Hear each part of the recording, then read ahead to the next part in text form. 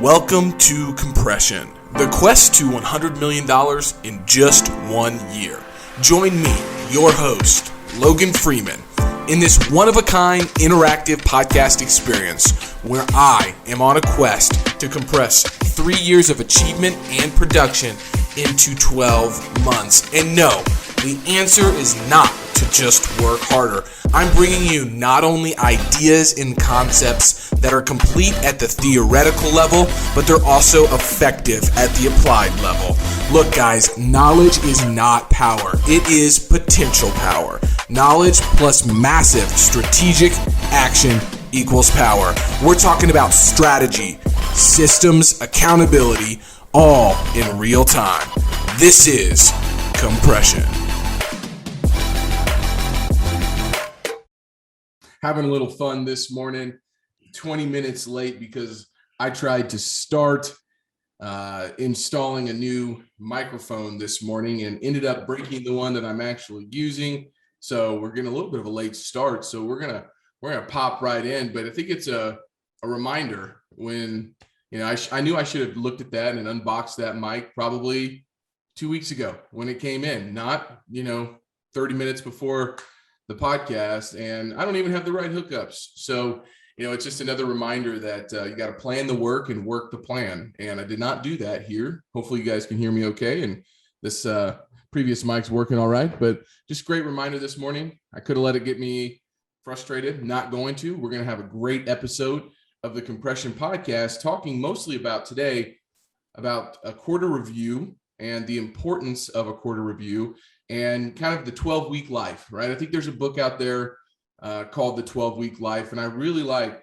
sectioning my life up in relation to my goals, in relation to my habits in quarters, because, with the changing world and environment that we live in on a regular basis, I think it's important to zoom in and zoom out on a 3-month basis, especially when you're in a business like I am in the commercial real estate world, because so many things change and everything's moving fast. And when you're scaling a company, it's really difficult to work on your business and not just in it. And so today we're going to kind of take a step back from the professional world a little bit and talk a little bit more about how I'm setting my quarters up in regards to my family, my physical health, financial, lifestyle, romance, emotional health, and spiritual. And the tool that I use, guys, I've used just about every journal that is out there.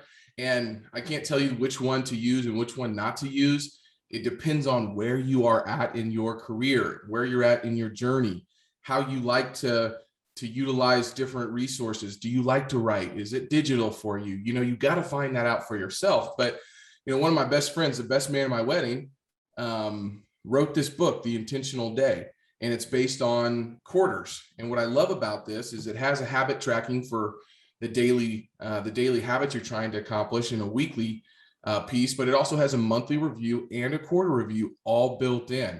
And so, when it comes down to a month review, these months go by fast, so fast. I mean, guys, it's July 2nd right now. I mean, that is crazy. 2021, July 2nd. And I just remember in November launching Compression, and it's July. Like, that time went by so fast. The weeks seem short, the days seem long, but when you think about it from a time standpoint, man, it's just so fast. And it's difficult in your regular weekly process if you don't have a tool to be able to review and reflect, then it's going to be really hard, I think, to improve. And especially if you're not doing compression every single week, staying accountable to you guys and to Jerome and to myself and to my family, it's even more difficult. I mean, I built this into my life, right? And so I'm really excited to kind of walk through the Intentional Day journal that we use to set up our quarters, because when a new month comes, I've already spent the time setting up the quarter. So I know my 3 banner goals and the 3 monthly goals that are directly tied to those banner goals for that quarter. I don't have to think about it. I had time to sit down and to plan this out and to just go act and implement. So I'm not just pushing it off. It might be the second week in July before you actually get to doing a monthly or quarterly review. And guess what? You're 2 weeks behind. And so I don't have to think about that. So I think the point being is spend time planning, have it written down somewhere. And when the day comes that you need to do those things and plan for the months and quarter ahead, you've already done it. You just have to go implement. So you need to have a tool that you can use for that. And again, you don't need to use the same one I'm using. I've used a lot of them, but the point being that, when you can go and open up a book like this and know exactly what you need to focus on, and then you tie your habits to those monthly goals, which are tied to your banner goals, you're not getting off pace and you can pivot really quickly. So that's what we're diving into today, Jerome. It's exciting stuff, man. Being intentional is the only way you get the outcome you desire. Otherwise, you end up somewhere you don't want to be. So let's just review this intentional quarter real quick. So my yearly goals, my 3 banner goals: live out the gospel through virtues: faith, hope, love, prudence, temperance, justice, and fortitude. Live as a hero husband and father daily, and then complete $100 million worth of commercial real estate transactions. I boil it down to those 3 things, and I'll be chasing the first 2 my whole life, but that's creating what is the next version of myself, the best version of myself. Ezra and Taylor just woke up. Good morning, guys. I could see little Z-Man waving to me. He's waving and pointing now, which is super exciting. Smiling, waving, pointing. So got a little intermission here. There he is. All right, we're going to get back to it. So those are my 3 banner goals, though, that I'm working on a regular basis. And so I'm going to walk through the monthly goals that were tied to those, right? So, the number 1 goal for the year: live out the gospel through virtue. So this quarter, what was the goal that I could accomplish that's going to push me towards accomplishing that yearly goal? And this quarter the past quarter was living out temperance and patience. And I can tell you what, temperance in regards to eating, drinking, all of the other urges that people have, addictions that people have, is so, so important. That's the temperance piece. And then patience was, the first 3 months, if you guys go back and listen to those episodes, man, I was not patient, and I was really putting a lot of pressure and stress on myself. So I was trying to take a step back and say, how can I be more patient this quarter? So the 3 monthly goals that I have tied to my banner goal and my quarterly goal for this banner goal is, my monthly goal was lead Taylor in prayer and read with Taylor. Well, we've definitely led her in prayer, but have not done the reading part. So I need to be thinking about this because, when we go to bed, between 8, 9, every single night, I know that sounds early, but with 2 kids getting up at 5:30 or 6 every morning and me getting up at 3:30 or 4, that's kind of the time I go to bed. It's really difficult after a long day to say, okay, sweetheart, we're going to pull out a book before we go to bed and read 10 or 15 pages. So I failed on the reading part. The books are next to the bed. There's probably 20 books on our bedside tables, and we've read literally 0 of them. So I've definitely failed on the reading part, but I did win on the leading part in prayer. I'm going to continue to do that. So I'll rethink the reading part, maybe how I can implement that on a different basis. But that was in April's. So for May's, I was to use my prayer journal. And instead of using my prayer journal, I actually digitized this, and I found a Catholic meditation app called Hallow, which has all these incredible meditations and daily gospels. And so instead of using the journal, I'm using that app on a regular basis. So that was a huge win for me. Finding that app, paying for that app, and then using it on a regular basis has been awesome. I found some really cool programs in there called in the Catholic faith, we have the Beatitudes from the Bible, and they call these the Bedatitudes, which is really cool. So you walk through all of those Beatitudes in regards to being a father. So I found a lot of comfort, joy, and inspiration through that app, which is awesome because I can implement an app in the morning for 5 or 10 minutes, and it's really great. And the 3rd monthly goal for June was weekly mass. And so I'm doing adoration every other week. And I implemented the weeks that I'm off of adoration is actually at 11 o'clock. I found a church really close to my office that has a mass at 11 o'clock. So my team knows it's on my calendar. It's on my schedule from 11 to 12 every other Wednesday. I'm in Mass, and I made it really easy because I can basically walk to that church. So I don't really have any, I don't really have any excuses there, guys. So I feel really good about the 3 monthly goals, tying back towards temperance and patience and the things that I've implemented along that. I've found, I've felt, and I've seen a big change in my own heart and the patience that I've had in regards to slowing my weeks down just a little bit. So wanted to stop there, Jerome, and talk a little bit about the structure of that, but also maybe some of the findings or things that you heard there that we can improve on. Yeah. The only thing I'll say, man, is when you make it so intense, right? There is no break, right? You're 100% or you're zero. It's pass or fail. I think you open yourself up to some risk, right? Sure. Because the improvement, the 1% better happens, right? And it happens consistently. But if it's a pass or fail thing, then, it's really hard to measure your actual improvement. So just be careful with that. I got to go do this thing every week. If you do that thing every week, that might mean you can't travel. That might mean this, that, or the third. So make sure you're staying true to the essence of what you're trying to get to and not so much on the mechanism.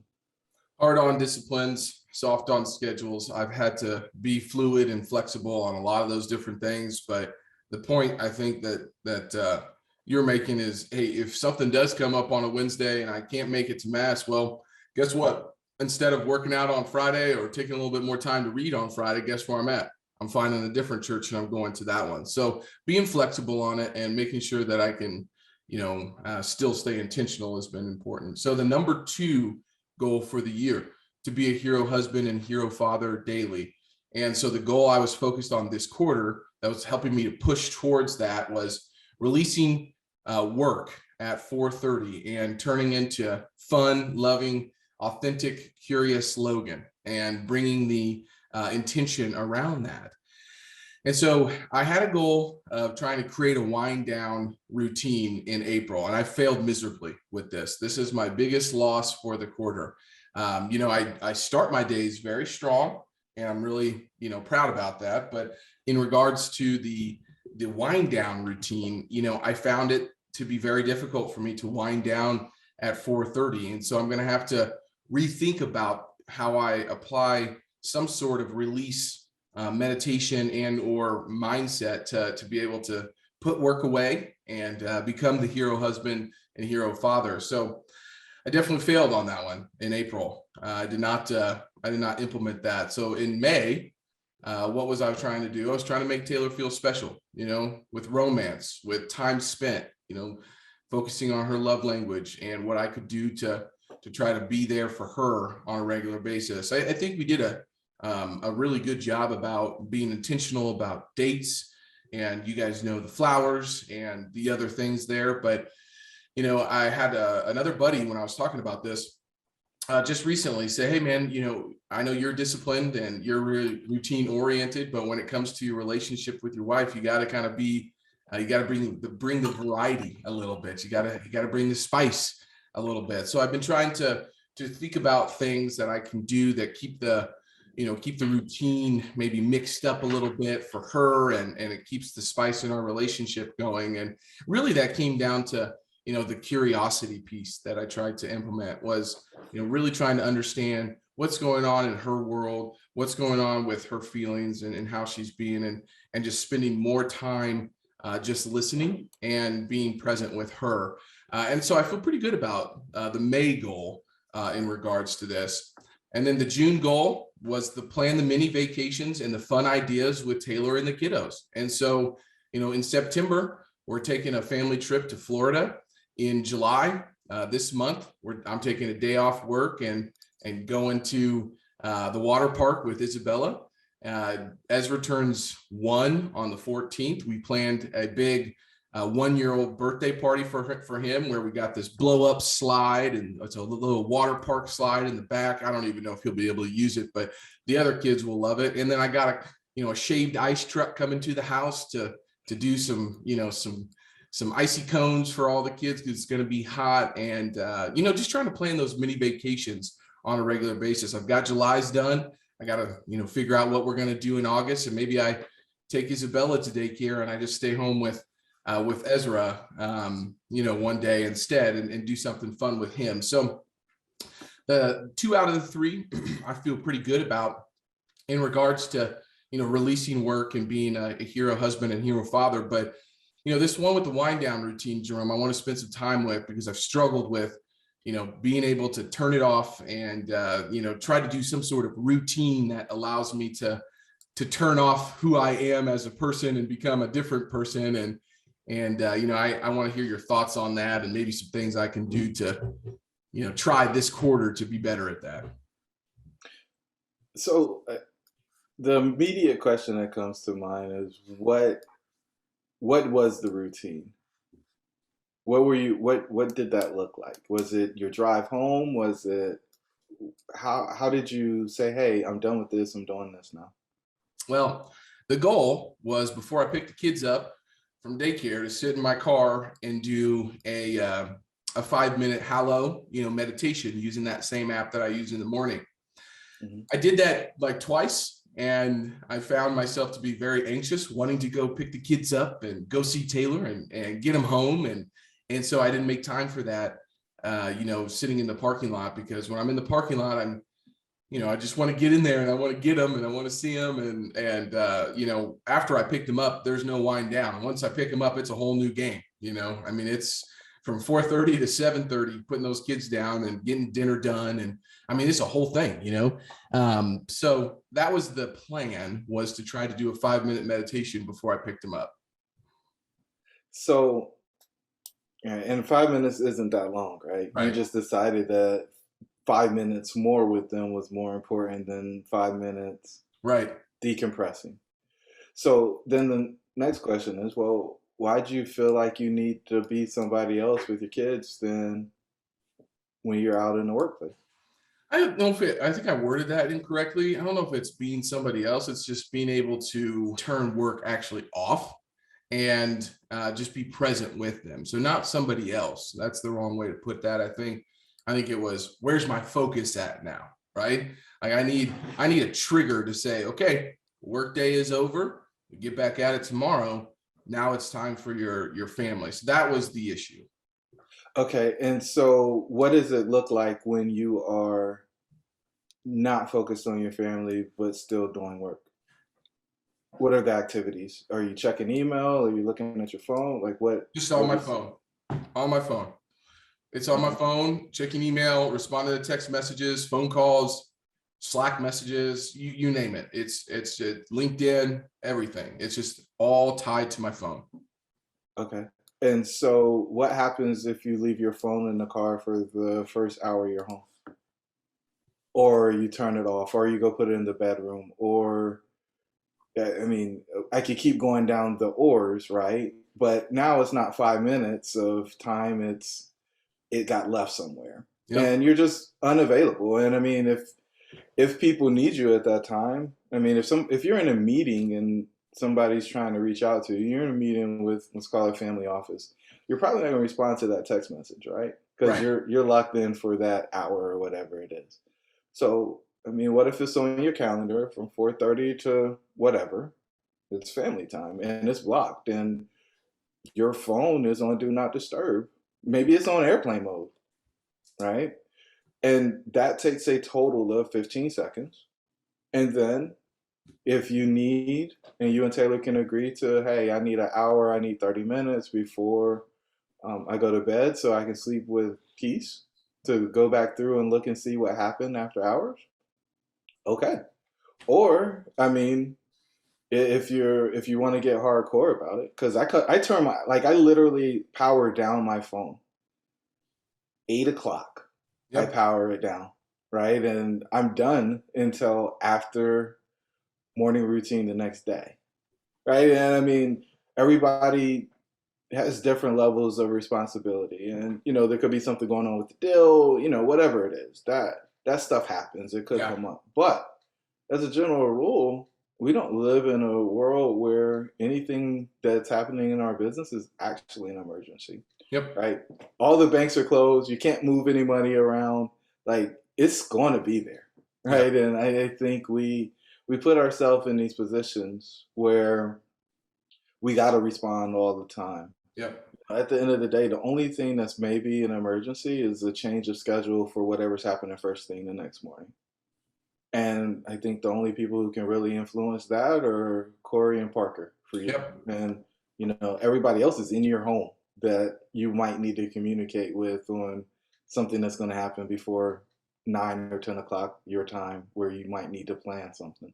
So, just something to consider: airplane mode, do not disturb, turn it off. And if you need to check one more time before you go to bed, just to make sure nothing shifted on you first thing, then maybe you do that. And everything else, I mean, it can wait. And there's the dopamine hit of, boom, I got a message, or boom, I just got another investor in. And again, swooping in and out, those things are temporary, compressed, very short timeline for the raise. And I think that's probably where you have the most, I call it anxiety, even though it's maybe not anxiety, but I want to get it in. I want to know what's happening. I want to see things moving, and I want to be responsive if there's something in the way for me actually getting it. So, but man, I'll tell you, if you truly believe that the system that's put in place is going to work, and that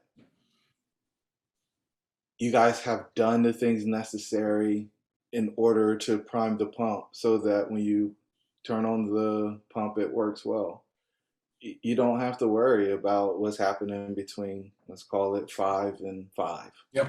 right? Just because there's nothing you can do with it. There it is. This quarter, that's what's happening.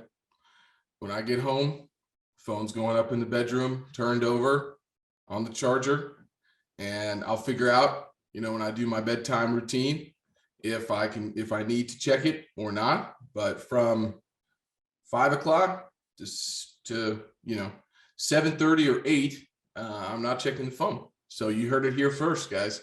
And that's the cause. We just identified it. I just took the notes. I wrote down the new habit, the new discipline that I need to develop for this pillar. Put the phone away.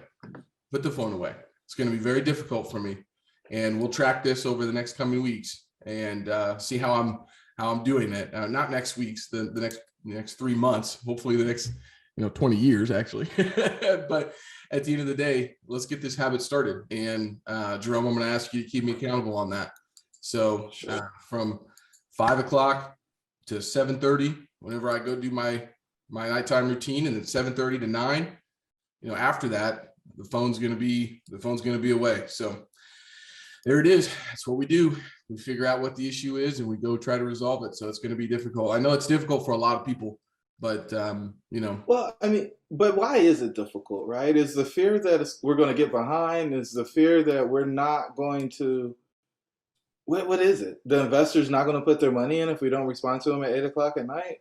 Well, I mean, why are they working at 8 o'clock at night? Yeah. And this is the thing I struggle with most, man. I'll be honest with you. So from time to time, I'll get folks who don't have enough control over their schedule, so they want me to work at 6 o'clock at night. I don't want to work at 6 o'clock at night, honestly. Like, I've done that before. I don't want to do that, and honestly, I'm not going to show up as my best self. I'm not going to give you my best ideas. Right. So if I'm giving you extra innings, if we're going into overtime, you're going to get overtime effort. You're going to get somebody who's played a whole game and they're tired. Yep. And that's just not what you're signing up for. And it's not your side hustle. Here's the other piece of it, Logan, right? You guys do this business full time, right? This isn't your side hustle. Yeah. So why are you working side hustle hours? And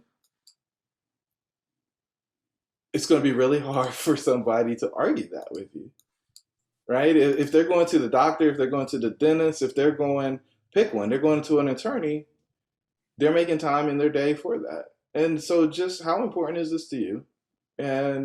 Or do you expect me to work 24 hours a day? And if you do, how much is that worth to you? Mm-hmm. Right? How much is it worth? And usually that answer is pretty low, right? I had somebody offer to edit my book for $15,000 yesterday, right? And I was like, This was a freelance person, and that was 3 times as much as what a publishing company offered to do it for. Right. And so, and we're going to meet weekly and all this other stuff. Like, I don't want to spend my time that way. Like, I'm paying you to fix it, right? And this is the game. Like, you do it during the day. And I mean, I think you even gotten to the point now where you're not going to people to meet. They're coming to you. Right. This is the last piece. Yeah, man. And if it's truly faith, family, right? Faith and family, then your calendar should be reflective of it. Absolutely. Absolutely. I couldn't agree more. Hard. I can't agree Not more. hard. Now, what's going to be hard is breaking the old habit. I will do it. I will do it, but that's going to be the struggle, right? So, and the opt-in, and so now that's why you said bedroom, right? The way your house is set up, it is a chore to go to your room. Yeah. Right? Yep. You got to walk upstairs. You got to go all the way down the hallway. I think you sleep on the far side of the bed, so you got to walk all the way around the bed to get to the phone. And so if the phone is there, then there's other things. You literally have to opt in versus opting out. And this is whether it's, alcohol, whether it's unhealthy food, whatever it is. If the stuff's sitting around, oh yeah, it's easy. We're just going to do it. That's right. But if it's over there, it's out of sight. And what's going to happen is Z-Man, Bella, T, they're going to suck you in, right? The thing's going, whatever the thing is, you're going to get engaged on that. And you won't have the buzz. You won't have the ding to say, oh yeah, why are you doing that? You should be doing this. Why are you watching TV? Why are you reading books? What are you doing? Why are you playing on the floor? This other thing over here needs my attention, or I didn't get this done or that done. I tell you, man, if you put it up, and I'm not going to pretend like I don't ever pick up my phone when I shouldn't, or thinking about this thing I want to get done that I didn't get done. But if you can do that, opting in versus having to opt out is a way that you jerry-rig your success. Absolutely.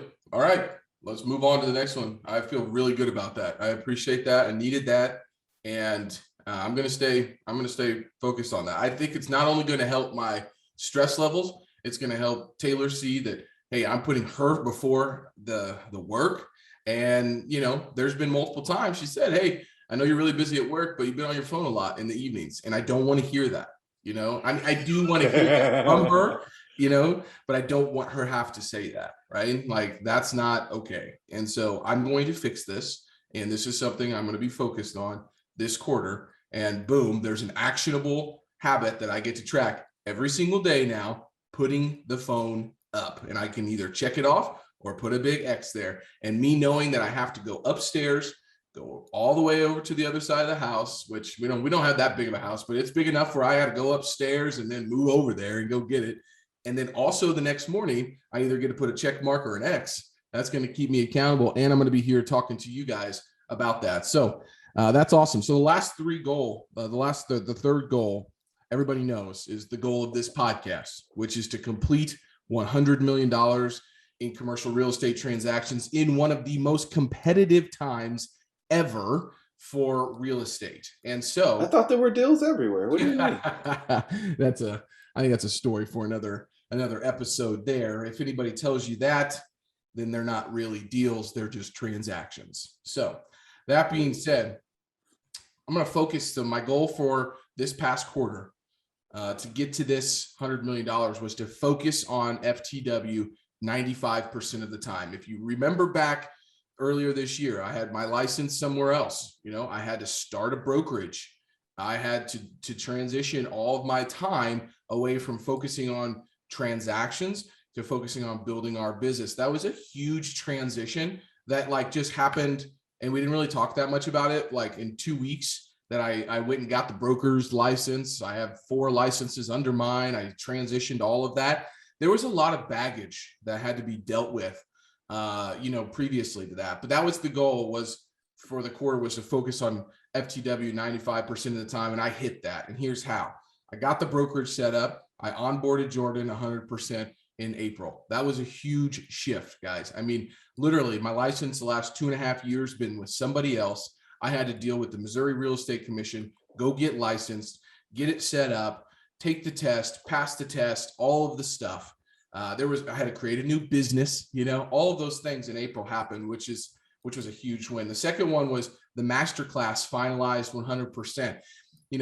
Every project that I put on compression and FTW, there's always been pushback, right? I pushed through, but my copywriter, the guy that was building this, had to stop, midway through this thing. And I had to find somebody to step in and help get it finished. And, it's done, but it's not being implemented. And so I will say that the Masterclass is finalized 100%. It's ready to go. Some people have been through it. We've gotten some decent feedback. It needs tweaked, but I'm going to fix that this quarter and how to utilize that the right way. But getting that whole thing finished and done and completed was a huge project. I mean, it was a $25,000 project. That just blows my mind on why that costs so much to do.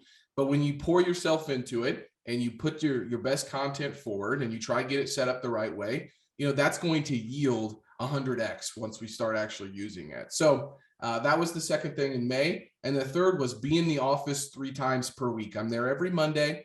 I'm there every Thursday, and I've been there one day previously. Now, when a capital raise starts, I'm not typically in the office as much because I'm either out meeting with people, I'm in front of the screen, or I'm on the phone call. And I don't do phone calls sitting down. I do phone calls outside walking or on the treadmill because I'm habit stacking all the time. So I'm not in the office a whole lot, but I dominated all 3 of these goals for FTW, and it's showing up in our results, right? And so, now little Bella's here too. So, hey, Bella.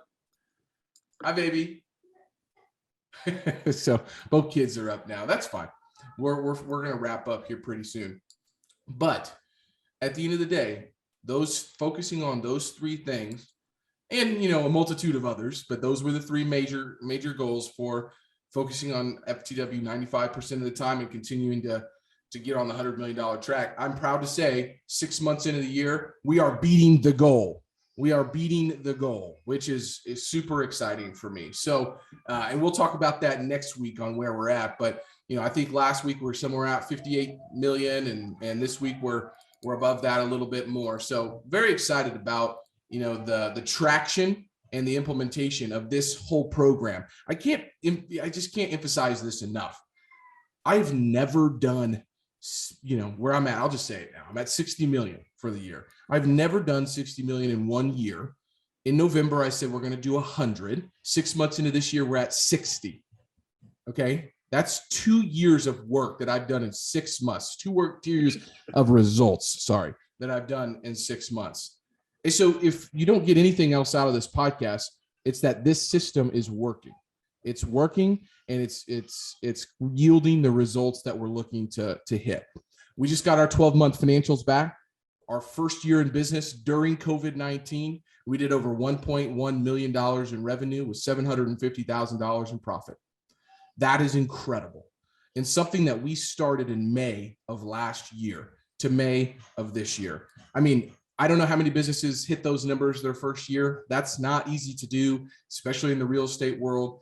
And the traction that's happening on through compression at FTW is remarkable. And I'm patting myself on the back a little bit here, but I'm also patting everybody here that's kept me accountable, Jerome, up to this point, because I wouldn't be here if we didn't go through what we went through the first quarter and the second quarter, the changes we've been making and the focus that we've been putting on this. And so where focus goes, energy flows. And that's been the main thing on the business side of the world. So that being said, man, we're coming up on time. The kids are up. I have to go through a few of the biggest wins and biggest lessons learned from the last quarter, because when I sit down and reflect on this stuff, it's not that I'm just looking for other pages in the journals. I intentionally do not let myself pick up another journal that has these in there. I want it to come from inside. And so, the biggest wins, I was intentional and disciplined on these banner goals. I took the journal very seriously, this program very seriously, and we got results. Even when everything else got crazy, I stuck to what matters most. That was my first biggest win. The second biggest win, I implemented sustainability measures, health, self-love, some extra time for me, working out, the breathing, tracking my health with a new fitness watch, Lumen, Hallow, all of these different things. These are all leveragers that I'm putting in place, which I'm going to talk about. The third one is utilizing leveragers, knowledge, capital, and people and technology. Made another big shift. Went from the Brendan Burchard's high performance planner to online to Monday.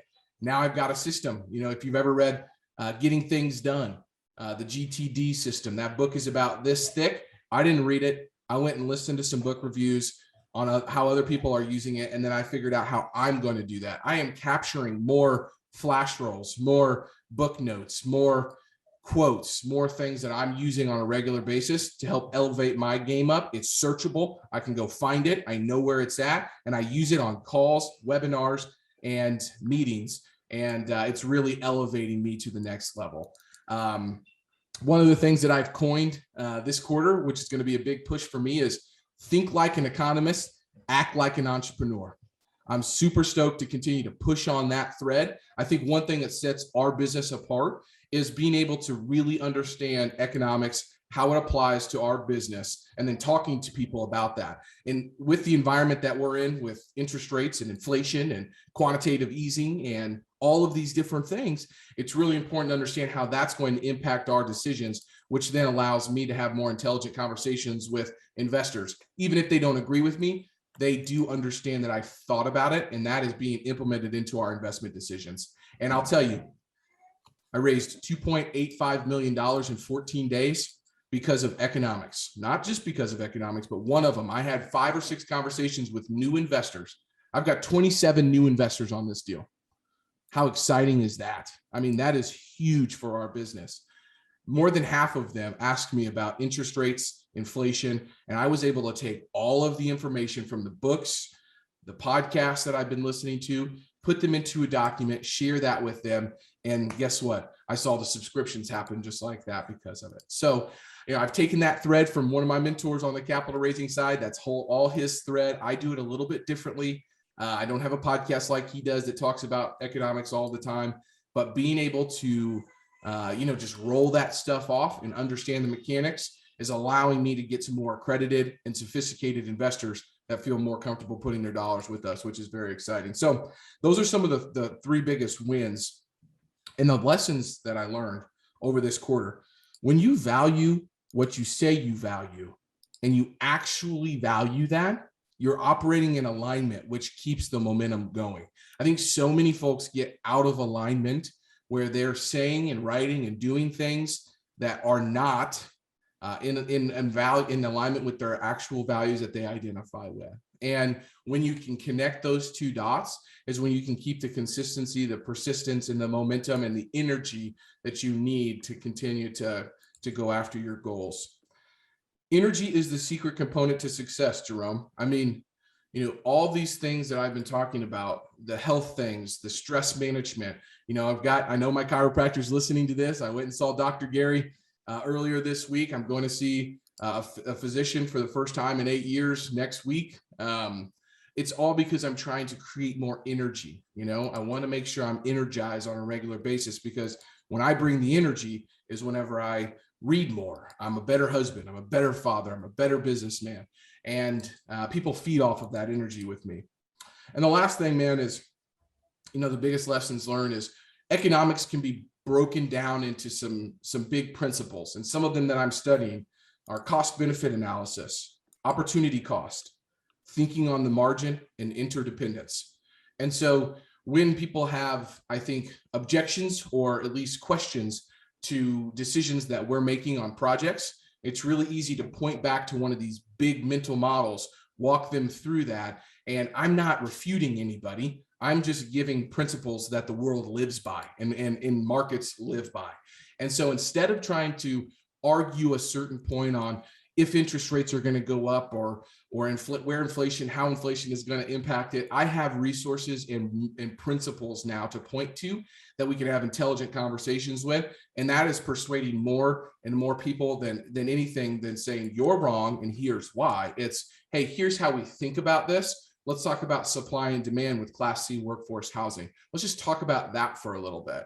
And all the sales books behind me that I've read, have been very helpful for me. But at the end of the day, knowledge packaged up in a way that makes sense and has a logical train of thought is the best way to persuade and sell anybody on anything, because it's just the truth. So I just go point back to the truth, man.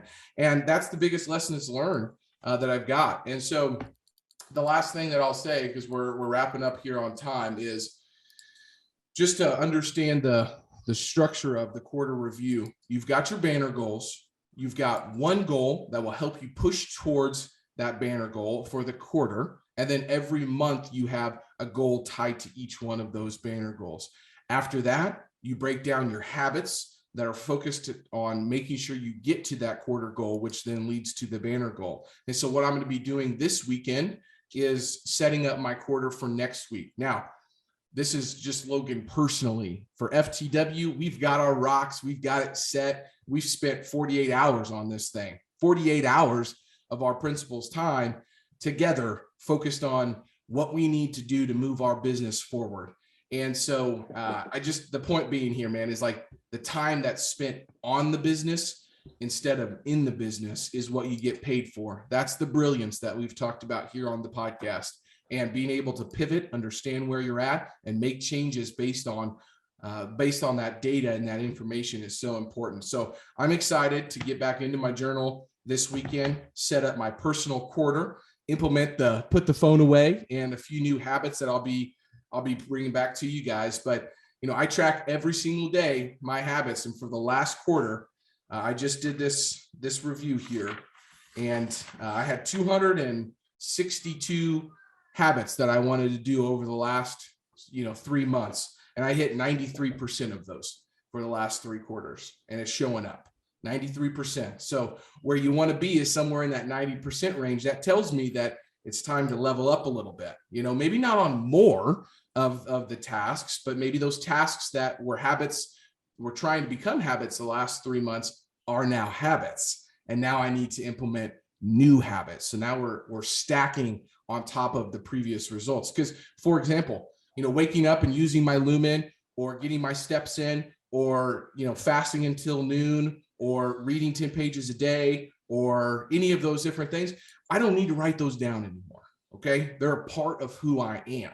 And so now I'm trying to reach, I'm reaching for, okay, what's the next thing? And the big one that we identified today on the podcast is put your phone away. That's going to implementing that's going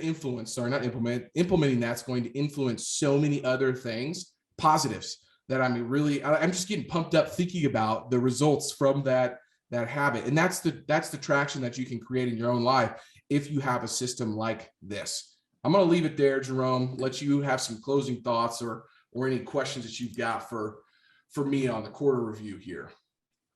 I just say 93%'s an A last time I checked. 93% is an A, even at the schools that have 93% being the A, not 90 like I was used to back in school. Let's leave them with a quote, my man. This is going to be on goal setting, eyes on the prize, because that's what we're talking about today. Big goals get big results. No goals get no results, or somebody else's results. And that's from Mark Victor Hansen. He's a writer and a speaker. Big goals get big results. No goals get no results, or somebody else's results. Take control of your life. Take control of your goals and your actions, and watch the influence in your own life and other people start to expand. I want to say thank you for everybody that's following along this compression journey. I set out in November to say this was a selfish, some sort of a selfish kind of program that we were going to be putting on for this. But I'm sitting here midway through the year, and we're sitting really good on what we're trying to accomplish. So thank you guys for tuning in. Please share it with somebody. I love the stories of my chiropractor sharing it with his buddies, and then somebody else heard me on the radio. I forgot I was on the radio. This show's not on the radio, but I was at church the other day dropping off some food, and for one of the pantries I deliver food to, and the guy goes, "Hey, you're on the radio, aren't you?" And I had to take a step back. I'm like, "I'm not on the radio." "Oh, wait, I am on the radio. I forgot that I'm on the radio." So it's just fun. If you're out there listening to this somewhere else, hopefully this hits home and you guys can start to really put some some structure into your life and become the best version of yourself. All right, guys, until next time. Thanks, Jerome. All right, brother. Hey, compressors, if something you heard struck you, made you feel a little bit uncomfortable, good. Head on over to compressionpodcast.com. And then you can also subscribe wherever you listen to your podcast at. If you feel inclined to, please leave us a review. It's obviously helpful. But instead, I'm going to call you out today. I'm going to call you out and make sure that you do your part, sharing this message by sharing it with one person that might need to hear what we talked about today. Be great. Nothing else pays.